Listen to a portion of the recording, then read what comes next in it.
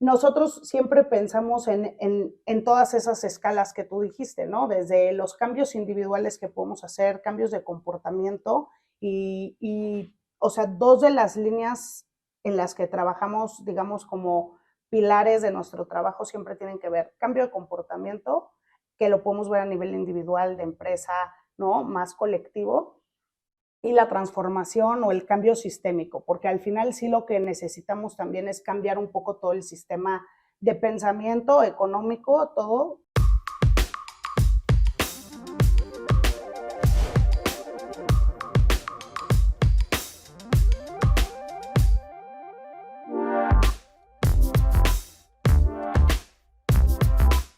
Bienvenida, Luli. Qué gusto tenerte aquí con nosotros.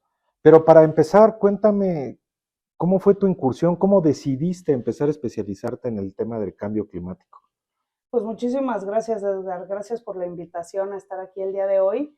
Y pues fueron varias cosas que me llevaron al tema del cambio climático. Yo originalmente estudié comunicación y siempre me ha encantado todo lo que tiene que ver con conectar con otras personas, transmitir mensajes, tender puentes, pero cuando terminé de estudiar o todavía en la carrera como que empecé a pensar como que la comunicación, pero ¿para qué, no? ¿Con qué fin o en qué campo, en qué sector?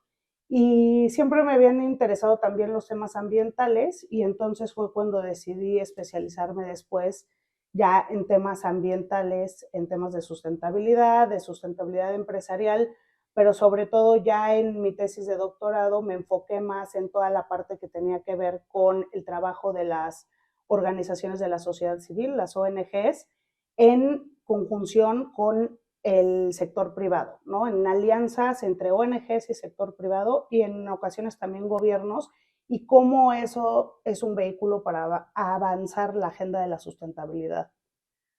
Oye, hablemos del WWF Uh -huh. México.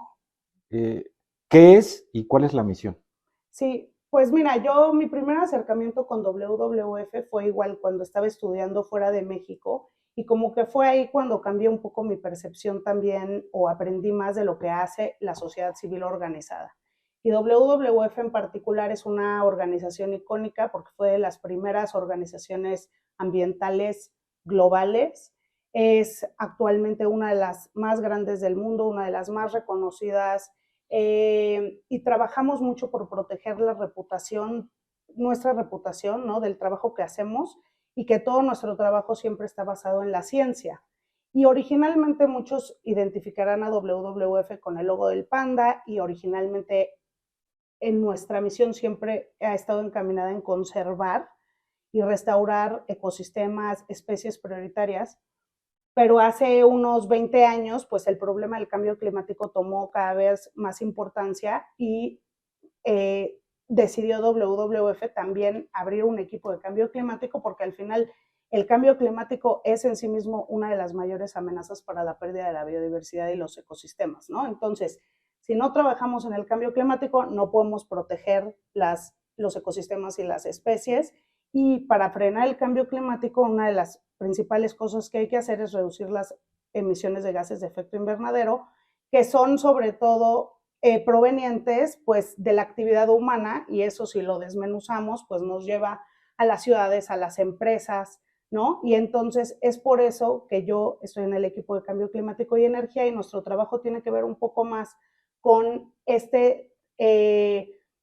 digamos que mi trabajo de campo, si lo queremos poner así, es ir a empresas, estar hablando con alcaldes, con gente de gobierno de los estados sobre cómo pueden hacer planes de acción climática para reducir emisiones y adaptarse, ¿no? Entonces, ese es mi trabajo de campo. Mis compañeros siempre me quejo porque, ya sabes, ellos tienen fotos sexys con las ballenas, la mariposa monarca, ¿no? Y yo les mando siempre fotos del cielo así de, aquí están, yo aquí viendo las emisiones. Entonces, es un trabajo que es difícil comunicar justamente porque no es una agenda tan sexy, ¿no? Porque a veces es muy técnica o son de cosas que pues no necesariamente todos conocemos, y como que es difícil que la gente conecte a un nivel emocional con esto, ¿no? Entonces, pues para mí eso es uno de los retos que más me gusta como comunicadora, ¿no? Porque siempre tenemos que estar pensando en cómo hacemos que estos temas sean relevantes y sean cercanos para la gente. Oye, Luli, si nos vamos un poquito en el tiempo, retrocedemos un poco el tiempo, cuando empieza lo del cambio climático, pues la verdad es que muchas personas escuchaban cambio climático y Sí. no pasaba nada. Ujú. Entonces creo que es una gran labor la que hacen ustedes y algunas otras organizaciones o algunas otras empresas que siempre se han preocupado por eso. Y pues había más detractores que Ujú. gente que apoyara. Ujú. Y normalmente eran temas, pues, de cierta manera un poco agresivos Ujú. a las funciones que venían haciendo. Hoy en día es una realidad, creo que la gran mayoría estamos preocupados Ujú. y perdimos tiempo, pero todavía podemos solucionar algunas cosas. Ahorita que estás tocando el tema de gobiernos, municipios, estados, ya hay muchos que sí están de alguna u otra manera preocupados y están generando eficiencias para poder contrarrestar un poco donde estamos Sí. parados hoy en día. Justamente, yo creo que cuando, por ejemplo, cuando tengo días frustrantes, ¿no? Y me siento así como bajoneada porque veo que no pasan las cosas como quisieran que pasaran, que los cambios no son tan rápidos, ¿no? También hago justamente ese recorrido que tú acabas de hacer hacia atrás y decir, hace 20, 30 años, este tema no estaba en la agenda de muchas organizaciones o personas que hoy ya lo tienen. Entonces, quiere decir que algo hemos hecho bien, ¿no? Creo que originalmente, como dices, había fuertes detractores, había como grupos que se dedicaban a cuestionar, porque si no tenemos la certeza correcta, ¿no? O la certeza precisa, entonces tal vez no. Y el tema con estos temas tan amplios, tan complejos, es que no podemos decir, ¿no? Yo también he dado clases y siempre les digo a mis alumnos, no hay un día que les pueda decir cuándo empezó el cambio climático ni cuándo va a terminar. Es un fenómeno emergente propio del planeta y siempre hay variaciones en la temperatura. Lo que pasa es cuando nos salimos de límites que son normales, que son seguros y que lo estamos viendo, ¿no? Y que lo estamos anticipando y eso es lo que hace la ciencia. Creo que ahora la lucha con la que, digamos, en la temporada en la que vamos, ¿no? De la serie La lucha contra el cambio climático, es que ya hay un convencimiento generalizado de que este tema existe, es real y tenemos que hacer algo al respecto. Ahora el punto es la velocidad con lo que hacemos, quién va a pagar por esto, ¿no? Como en todas las transiciones hay gente que gana, gente que pierde, ¿no? Y, y cómo ser conscientes y cómo manejar esa transición, ¿no? Entonces, eso es lo que ahora ya sabemos, que quizá cuando fue la revolución industrial no sabíamos, ¿no? Todos los efectos que iba a tener y luego también es importante tener perspectivas históricas, ¿no? De cómo fueron pasando las cosas y que hay cosas, cuánto tiempo suceden, ¿no? Tarda en suceder estas transiciones. Entonces, como te decía, ahora yo creo que los temas importantes son que hay intereses, inversiones muy importantes que se han hecho en todo el sector de combustibles fósiles, de energía fósil, que obviamente no van a, o sea, no las vamos a dejar perder, ¿no? Y que hay muchos intereses que están detrás de esos y que todas esas inversiones generalmente pues tienen ciclos de 30 años, de 50 años, ¿no? Entonces, lo importante ahora es que todas las nuevas inversiones vayan canalizadas pensando hacia una economía baja en carbono, ¿no? Y que no sigamos, eso sí, pues invirtiendo en las mismas empresas, ¿no? En tecnologías que ya son de generaciones pasadas, sino que vayamos viendo hacia allá. Luli, en tu opinión experta, ¿cuáles son las cosas básicas que pudieran hacer las empresas? Ahorita que tocaste el tema de las empresas, ¿y qué tan difícil ha sido hoy en día generar conciencia? Uh -huh. Porque las empresas, los gobiernos, los municipios, Uh -huh. pero también en el hogar podemos hacer conciencia y podemos hacer acciones que a lo mejor puedes decir, no, Sí. ¿qué tiene Sí. que abra 15 minutos la regadera antes de, ¿no? Exacto. ¿Sí? Sí. pues total, ni modo de que yo vaya a arreglar algo, pero si generamos un factor Sí. multiplicador, puede generar muchos beneficios. Justamente, yo creo que siempre hay que pensar que todas las organizaciones y todas las personas que estamos en este movimiento tenemos un nicho, ¿no? Es como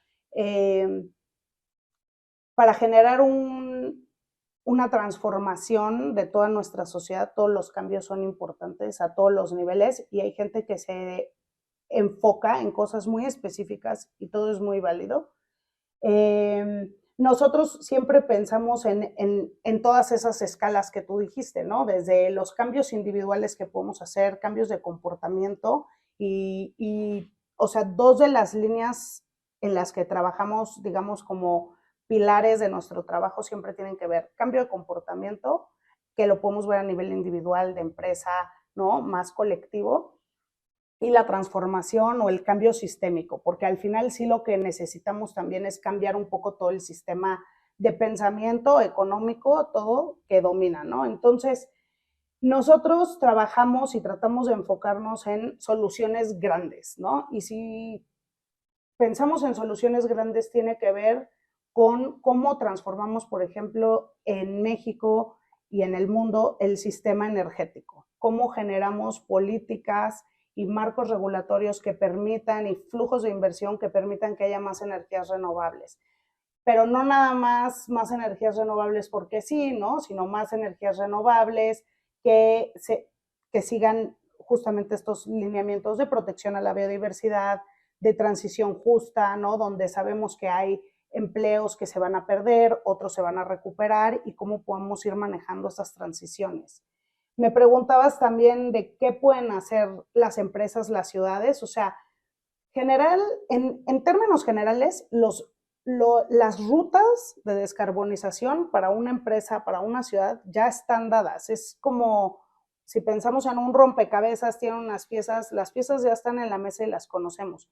Hay unas piezas que son más difíciles porque tiene que ver con tecnologías que todavía están subdesarrolladas, que todavía son caras, algunas como el hidrógeno verde, pero hay otras que ya están a la mano, ¿no? Y nosotros lo que tratamos de hacer es trabajar justamente con las empresas y sobre todo las empresas mexicanas, porque si vemos el panorama de empresas en México, pues puedes ver que obviamente hay muchas multinacionales que quizá ya tienen esta línea, o en nuestro caso una de nuestras métricas más importantes es que las empresas tengan metas de reducción de emisiones que vayan alineadas, que sean lo suficientemente ambiciosas para limitar el aumento de la temperatura.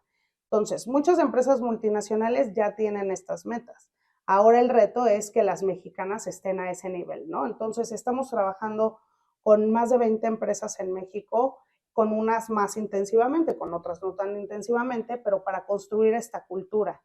Y entonces, la idea, si pensamos en esto en un proceso, las fases, digamos, son como una empresa se compromete a decir, yo voy a reducir mis emisiones de gases de efecto invernadero. Tienen 2 años para hacer su inventario, medir su huella, porque esto quiere decir que tienen que saber dónde están sus emisiones, qué procesos o qué parte de su cadena de valor tiene o es responsable de la mayor parte de las emisiones. Y ahí es donde vas a intervenir, ¿no? Entonces, ¿ustedes los acompañan en las estrategias? acompañamos, guiamos. Nuestro rol es sobre todo siempre usamos las palabras como de guiar y de acompañar, justamente no somos consultores, no hacemos ese trabajo de sentarnos con ellos, hacer las mediciones y tal, pero hay toda una metodología desarrollada por una iniciativa donde WWF es parte, que se llama Science Based Targets, que justamente es fijar metas de descarbonización alineadas a la ciencia, y entonces los guiamos en ese proceso. Y lo interesante aquí es que uno de los cambios culturales más importantes que tenemos que hacer, que hemos identificado, es justamente el de medir las emisiones. Así como medimos cómo va el profit and loss de la empresa, cómo van las estrategias de mercadotecnia, cuáles son los públicos objetivos. Hay muchas empresas que hacen cosas relacionadas con el cambio climático y tal, pero no necesariamente atienden a su huella. O sea, Y las empresas ya están poniendo encargados o departamentos para cambio climático o todavía no se está dando eso? Es uno de los grandes cambios que hemos visto en los últimos 20 años, es que tanto las empresas como los gobiernos de estados y municipios ya, obviamente dependiendo de su tamaño, ¿no? Pero los más grandes ya tienen personas dedicadas a esto exclusivamente. Entonces, nosotros generalmente ya encontramos un interlocutor en las secretarías de medio ambiente, ¿no? De los estados, de los municipios. Algunas ya tienen personal específico para cambio climático, igualmente en las empresas. Innovación y tecnología. Hoy nos acompaña en todo. Si bien es cierto, ya existe desde hace muchos años que venía caminando con el tema de la pandemia, se generó un boom y se aceleraron muchísimas cosas y todos los aspectos que han sucedido de inteligencia artificial, metaverso y todas esas cosas. ¿Qué nos da la innovación y la tecnología para poder apoyar el tema del cambio climático? Esa es una buena pregunta. Si pensamos igual, ¿no? Como que la innovación ha tenido, como siempre, ¿no? Son armas de doble filo en el sentido de que nos volvemos más eficientes, pero también más consumistas, más voraces, ¿no? Y creo que ahora esa es un poco la tendencia también que queremos cambiar. En algo de las cosas que yo he leído y estudiado es como estudiaron 6 transiciones que cambiaron la relación de la sociedad con la naturaleza y de nuestro aprovechamiento de los recursos naturales, ¿no? Entonces, te las voy a decir porque me parece interesante, cuáles fueron esos puntos en la historia, ¿no? El descubrimiento del fuego que nos permitió organizarnos, comer más, tener más energía, el desarrollo del lenguaje y toda la organización social que vino alrededor, la agricultura y el modo de vida sedentarios, la organización sociopolítica ya más evolucionada, ¿no? Como de los sistemas feudales. Luego las conquistas europeas como medio de llevar nuevas ideas de la expansión de una forma de vida y una forma de relacionarnos, ¿no?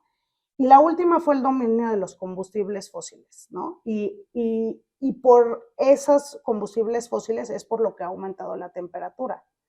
Ahora, ante lo que estamos es justamente ante cuál es esta séptima transformación, ¿no? Y nosotros lo que proponemos es que es esta transformación donde tenemos una economía baja en carbono, donde la meta es llegar a 0 emisiones de gases de efecto invernadero, y para lograr eso justamente hay 2 alternativas, ¿no? O nos vamos todos a vivir al campo y a cultivar 7 jitomates, o aprovechamos las cuestiones tecnológicas que tenemos disponibles y que se seguirán desarrollando, ¿no? No todo está, como te decía, hay temas como el hidrógeno verde, el almacenamiento de las energías renovables que están en fase de desarrollo, pero yo creo que es ahí donde tiene que venir la apuesta y las nuevas inversiones, ¿no? Las nuevas inversiones, las nuevas oportunidades de trabajo vendrán de esas industrias. Nosotros hablamos también, ¿no? De empleos en sectores verdes, que son energía renovable, toda la construcción inteligente, ¿no? Los edificios que tienen certificaciones, que son súper eficientes, todo el tema de eficiencias energéticas, y el tema también un poco de cambiar otra vez, ¿no? Creo que siempre estamos en cambio, ¿no? Pero de ajustar nuestro estilo de vida, y ahí es un poco donde la innovación no nada más es tecnológica, es muy importante y la necesitamos, pero inclusive necesitamos innovaciones a nivel de cómo nos organizamos socialmente, innovaciones en los marcos políticos, en las políticas. Pensaba yo, ¿no? ¿Cuántas regulaciones en México estuvieron hechas hace 50 años, 100 años, hasta 20 años? Y el mundo ha cambiado mucho, que hoy no aplican. El mundo del trabajo, exactamente. Entonces, la mentalidad innovadora tiene que estar en todos los sectores, ¿no? Y eso es parte también del trabajo que hacemos con municipios, ¿no? De que tengan sus planes de acción climática, de que creen marcos regulatorios. Te cuento un caso, por ejemplo, en el área metropolitana de Guadalajara, pues no es nada más un municipio, son 9. Y para gestionar su plan de acción climática tuvieron que crear un modelo de gobernanza para la implementación de las acciones que ya están comprometidas por los diferentes municipios, por las diferentes entidades. Entonces, digamos que el ordenamiento geográfico, político, no siempre ya tampoco nos sirve. Entonces hay que innovar hasta en las formas en las que gestionamos ese tipo de cosas. Ahora, el cambio climático no es exclusivo de México, es a nivel mundial. ¿Qué tan importante son esos acuerdos internacionales que se dan? Ahorita lo hablaste de Jalisco, de 9 municipios, que de alguna manera se tienen que poner de acuerdo y tienen que analizar pues, para que el impacto sea positivo y no sea una burbuja que no genere este posible bienestar o este posible avance para el cambio climático. Pues a nivel mundial creo que es muy importante. ¿Qué nos puedes comentar de eso? Pues sí, mira, es justamente como tú dices, el cambio climático no tiene fronteras, ¿no? Y no tiene fronteras en el sentido de que las emisiones que hacemos en México o en China afectan a todo el mundo, pero también que justamente nuestra vida y si pensamos en las cadenas de valor de suministro de las empresas, de todo lo que nosotros, no son las empresas, es lo que yo compro, lo que yo uso también, ¿no? O sea, eso nos conecta, sí o sí, con otras partes del mundo. Y como siempre es difícil la parte de las negociaciones internacionales. Ahora estaremos en la siguiente COP en diciembre, la conferencia de las partes de cambio climático, y hay mucha tensión, ¿no? Entre los países porque ponerse de acuerdo es difícil. ¿Quién va a pagar las cosas? ¿Quién es el responsable? Yo siempre como que hago la metáfora de cualquiera de nosotros que hemos vivido en un condominio, sabemos lo que es lidiar con los vecinos, ¿no? Entonces, si pensamos en un edificio, el del último piso tiene las goteras de la azotea y el del piso 6 no quiere pagar la impermeabilización, ¿no? Entonces, así es también la organización y los acuerdos entre países. Hay muchas discusiones, pero igualmente, como te decía, yo creo que en 20 años se ha logrado mucho, se ha avanzado, existe una agenda, existe el Acuerdo de París, que es ahorita lo que nos rige, ¿no? Y básicamente lo que dice el Acuerdo de París es, ok, cada país tiene la libertad de hacer su propio plan. ¿Cómo van a hacer? ¿Cuánto van a reducir? ¿A qué se comprometen? Con esta idea siempre, obviamente, de que pues los que contribuyen más tienen que hacerse responsables de una parte más grande del pastel. Los que históricamente han contribuido más tienen que ayudar a aquellos países que son más vulnerables, porque eso es lo que pasa, ¿no? También esas son como las injusticias del cambio climático. Sociedades como la de Estados Unidos tienen una huella enorme, pero los efectos más grandes del cambio climático los sienten otros países. Entonces, tratar de hacer esas relaciones de reciprocidad y de que todos estamos en el mismo barco, ¿no? Pues es algo muy difícil. Luli, quiero agradecer tu tiempo, quiero agradecer que nos compartiste una gran información respecto al cambio climático, pero sobre todo quiero agradecer porque eres una persona que piensa fuera de la caja. Muchas gracias, Luli. Gracias, Edgar. Gracias por la invitación.